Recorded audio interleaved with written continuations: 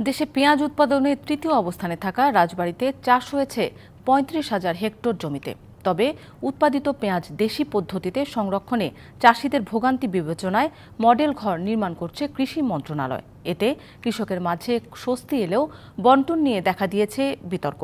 যদিও কৃষি অফিস বলছে জনপ্রতিনিধিদের মাধ্যমে সমন্বয় করে বন্টন করা হবে এসব ঘর। দেশের মোট উৎপাদনের ১২% পেঁয়াজ আসে উৎপাদনের দিক থেকে তৃতীয় অবস্থানে থাকা পদ্মাপাড়ের জেলা রাজবাড়ী থেকে। তবে দীর্ঘদিন ধরে সনাতন পদ্ধতিতে সংরক্ষণের কারণে প্রতি বছর নষ্ট হয় প্রায় ২০% পেঁয়াজ। এই ক্ষতি বিবেচনায় কালুখালী ও বালিয়াকান্দি উপজেলায় পেঁয়াজ ও রসুন সংরক্ষণে ৫০টি মডেল ঘর নির্মাণ করে কৃষি মন্ত্রণালয়। ৪০টি ঘরের নির্মাণ কাজ শেষ হলেও বালিয়াকান্দিতে চলছে ১০টির কাজ। ঢাকায় আপনার এই ঢাকাতে আমার এক ভাইয়ের সাথে আমার পরিচিত হয়েছিল, সেই ভাইয়ের সাথে আমি যোগাযোগ করে আমি ঘরটা পাইছি। আমাদের এই ঘরটা খুব প্রয়োজন ছিল, আমাদের পেঁয়াজ রাখার কোনো ঘর ছিল না, অনেক পেঁয়াজ চাষ করে, সেই জন্য ঘরের খুব দরকার ছিল। ঘরটি পেয়ে আমরা অনেক উপকার পাই। এসব ঘর তৈরিতে কৃষকের মাঝে স্বস্তি ফিরলেও বন্টন নিয়ে রয়েছে বিতর্ক। ঘরগুলো পায় সাইডের মানুষ, অন্য অন্য জায়গায় মানুষ পায়, আমাদের যেগুলো আমাদের দরকার সেগুলো তো আমরা পাইনি।